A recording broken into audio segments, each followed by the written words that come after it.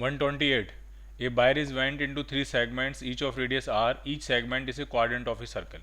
एक सेगमेंट ये है, एक सेगमेंट ये है और एक सेगमेंट ये है, और हर सेगमेंट क्वाड्रेंट है, तो यानी हर सेगमेंट का जो एरिया होगा वो पाई आर स्क्वायर बाई 4 हो जाएगा।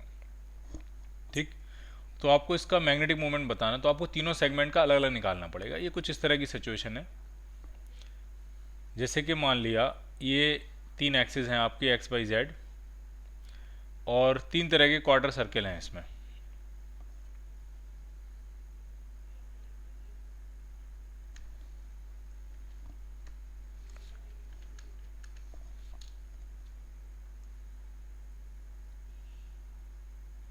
जैसे एक क्वार्टर सर्कल ये है, ठीक, इसी तरह से एक क्वार्टर सर्कल यहाँ बनेगा,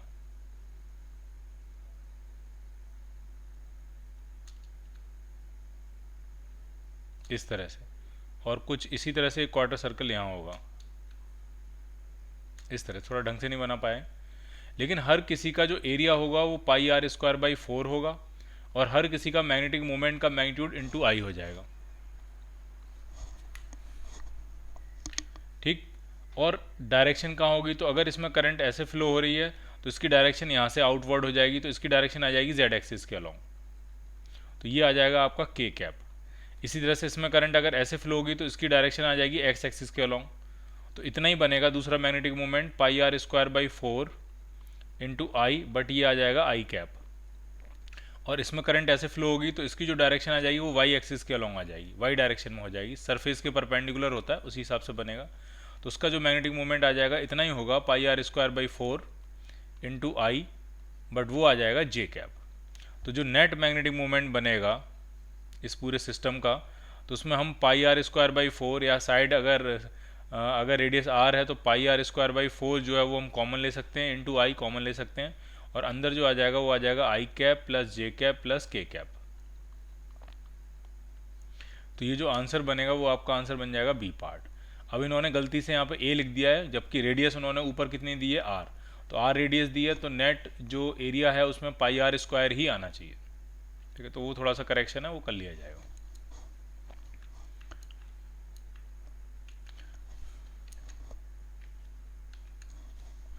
वन 29 भी कुछ ऐसा ही है। इसमें एक सर्कल को 2 सेमी सर्कल में कन्वर्ट कर दिया गया, एक सेमी सर्कल ये, एक सेमी सर्कल ये, तो दोनों का जो एरिया होगा वो हो जाएगा पाई आर स्क्वायर बाई 2, और मैग्नेटिक मोमेंट बनाने के लिए करंट से मल्टीप्लाई कर देंगे।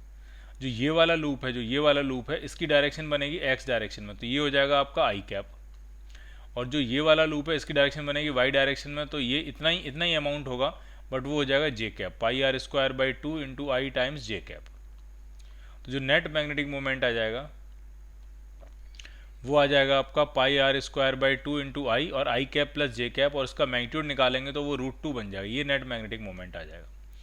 अब वो ये कह रहे हैं कि इस नेट मैग्नेटिक मोमेंट को लेंथ के टर्म्स में लिख के दिखाओ, तो लेंथ का जो फॉर्मूला होगा वो हो जाएगा 2 पाई आर के बराबर, तो आर की वैल्यू आ जाएगी L अपॉन 2 पाई, तो यहाँ अगर हम वैल्यू डालें तो √2 अपॉन 2 पाई आर स्क्वायर की जगह डालेंगे L अपॉन 2 पाई का होल स्क्वायर इंटू आई, तो ये कैंसिल आउट करेंगे तो ये नीचे आपका √2 आ जाएगा, और पाई आई तो चलेगा ही चलेगा, और ये आ जाएगा L square upon 4 pi square, तो एक पाई से एक पाई कैंसिल आउट हो जाएगा।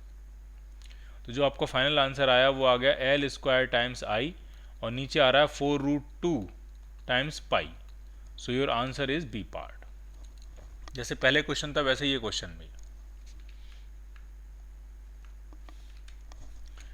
नेक्स्ट क्वेश्चन में कह रहे हैं कि एक 1/4 है सर्कुलर लूप का, उसमें करंट दी गई है, रेडियस दी गई है, यूनिफॉर्म मैग्नेटिक फील्ड है, directed along x axis, torque पूछ रहे हैं कितना लगेगा। तो पहले इसका मैग्नेटिक मोमेंट निकाल लेते हैं कितना होगा। तो जो मैग्नेटिक मोमेंट होगा क्वाड्रेंट है सर्कल का, तो वो हो जाएगा पाई आर स्क्वायर बाई 4 इंटू आई, ये मैग्नेटिक मोमेंट हो जाएगा।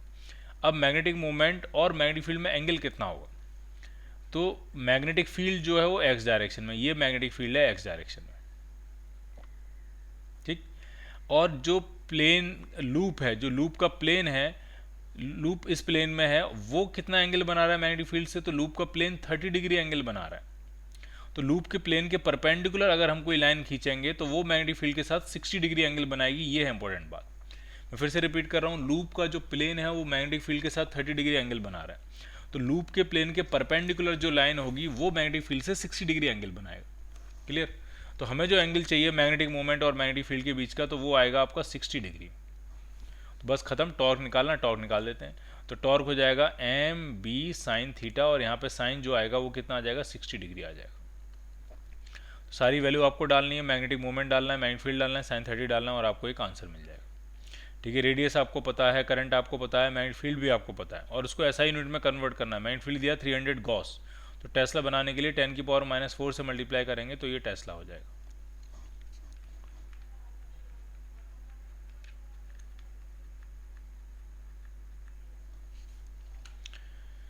नेक्स्ट क्वेश्चन में कह रहे हैं कंडक्टिंग रिंग है, उसका मास 2 kg दिया है और रेडियस 0.5 मीटर दी हुई है। Is placed on a smooth horizontal plane, the ring carries a current of 4 ampere, और मैग्नेटिक फील्ड भी आपको दिया है, स्विच ऑन कर दिया टी इक्वल टू, तो इनिशियल एंगुलर एक्सेलरेशन कितना होगा रिंग का। ठीक है, तो सबसे पहले आपको ये देखना है कि मैग्नेटिक मोमेंट कहाँ होगा, टॉर्क कहाँ होगा, फिर एंगुलर एक्सेलरेशन निकालेंगे। तो मैग्नेटिक मोमेंट सरफेस के परपेंडिकुलर होगा और मैग्नेटिक फील्ड सरफेस के पैरेलल है, तो टॉर्क जो है वो मैक्सिमम लगेगा और वो एम बी के बराबर हो जाएगा। ठीक, m कितना बनेगा, तो m बनेगा I इंटू ए कितना होगा, पाई आर स्क्वायर, और इंटू बी ये हो गया टॉर्क, और टॉर्क बनेगा I अल्फा। तो I जो बनेगा, रिंग का I जो बनेगा, इस डायमीटर एक्सिस के ओर घूमने की कोशिश करेगा ये इस तरह से।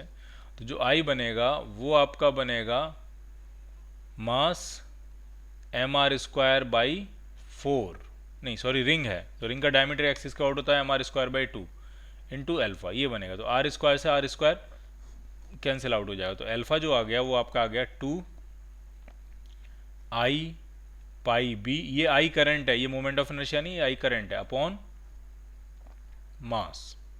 सारी वैल्यू डाल के देखते हैं कितना आने वाला है। 2 करंट कितनी है, तो करंट है आपकी 4 एम्पियर, और ये पाई हो गया, और मैग्नेटिक फील्ड कितना है 10 टेस्ला, अपॉन मास कितना दिया, तो मास दिया 2 kg, तो 2 से 2 कैंसिल आउट हो जाएगा, तो आंसर आएगा 40 पाई। 40 पाई रेडियन पर सेकंड स्क्वायर जो है वो उसका एंगुलर एक्सेलरेशन होगा, ए पार्ट। नेक्स्ट क्वेश्चन तो बहुत सिंपल है, सिंपल ये बायो सेवर्ट लॉ पूछ रहे हैं, तो वो होता है mu naught upon 4 pi I times d l cross r upon mod r का क्यूब। तो mu naught upon 4 pi I times d l cross r upon mod r का क्यूब, तो आंसर बनेगा आपका डी पार्ट।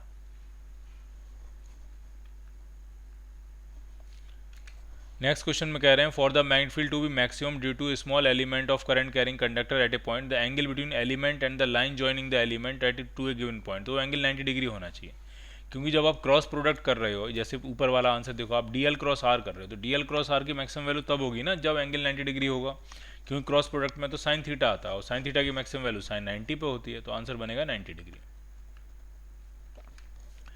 नेक्स्ट क्वेश्चन में एक particle है, उसके पास जो चार्ज है वो 100 times charge of an electron, और कितनी स्पीड से सर्कुलर ऑर्बिट में घूमे जा रहा है, जिसकी रेडियस है 0.8 मीटर, और रोटेशन दिया है पर सेकंड, 1 सेकंड में 1 चक्कर लगा रहा है। तो पूछ रहे हैं मैग्नेटिक फील्ड कितना प्रोड्यूस करेगा।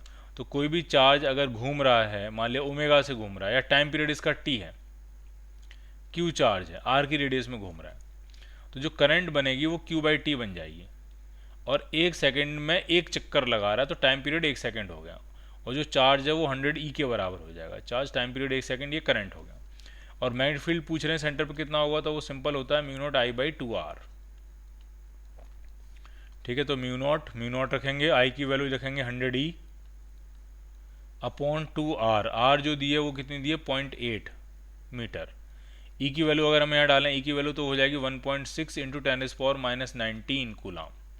तो ये 1.6, ये पूरा 1.6 कैंसिल आउट हो जाएगा, तो ये आपका आंसर होना मैग्नेटिक फील्ड का mu naught times 10⁻⁻17 tesla. So your answer is B part. Next question भी वैसा ही है, इसमें इलेक्ट्रॉन घूम रहा है around a proton producing a magnetic field of 16 weber per metre square in a circular orbit of radius 1 angstrom. तो angular velocity पूछ रहे हैं, तो ये भी बिल्कुल वैसा ही है, करंट बन जाएगी Q/T, T कितना होता है 2π/ω, ये करंट बन गई, और करंट पता है तो मैग्नेटिक फील्ड लिखना बहुत आसान होता है, मैग्नेटिक फील्ड हो जाएगा म्यू नॉट I/2R। तो I की वैल्यू यहाँ डालेंगे हम, और मैग्नेटिक फील्ड की वैल्यू डालेंगे, थोड़ी सी मेहनत करेंगे और आपको एंगुलर वेलोसिटी मिल जाएगी। अगला क्वेश्चन भी सेम ही है, उसमें आपको रेडियस दी हुई है और कितने रोटेशन पर सेकंड यानी फ्रीक्वेंसी दी हुई है और मैग्नेटिक फील्ड पूछ रहे हैं। तो करंट का फॉर्मूला फिर से क्या हो जाएगा, Q/T होता है, 1/T F होता है, Q इंटू एफ, ये बन जाएगा करंट, और मैग्नेटिक फील्ड का फॉर्मूला फिर से वही म्यू नॉट I/2R, सारी वैल्यू डालोगे आपको आंसर मिल जाएगा। तो इसका आंसर भी मिल जाएगा आपको। नेक्स्ट क्वेश्चन में कह रहे हैं ये neutral point is obtained at the centre of a vertical current carrying coil, circular coil carrying current, vertical coil है और इसके सेंटर पे न्यूट्रल पॉइंट है। तो angle between plane of the coil and the magnetic meridian. ठीक, अब neutral point का मतलब ये है कि इसका जो जैसे मान लिया करंट एंटी क्लॉकवाइज फ्लो कर रही है, तो इसका जो मैग्नेटिक फील्ड होगा वो बाहर की तरफ आएगा, और अगर वो कैंसिल कर रहा है, नेट मैग्नेटिक फील्ड जीरो कर रहा है, तो इसका मतलब हॉरिजॉन्टल कंपोनेंट अर्थ का अंदर की तरफ होगा, तभी वो एक दूसरे को कैंसिल करेंगे। कॉइल का बाहर की तरफ है और अंदर की तरफ होगा BH, तभी एक दूसरे को कैंसिल करेंगे। तो ये जो कॉइल का प्लेन है वो BH के परपेंडिकुलर रखा हुआ है, यानी कॉइल का प्लेन मैग्नेटिक मेरिडियन के साथ जो है वो 90 डिग्री एंगल बनाएगा। तो आंसर क्या आएगा, 90 डिग्री।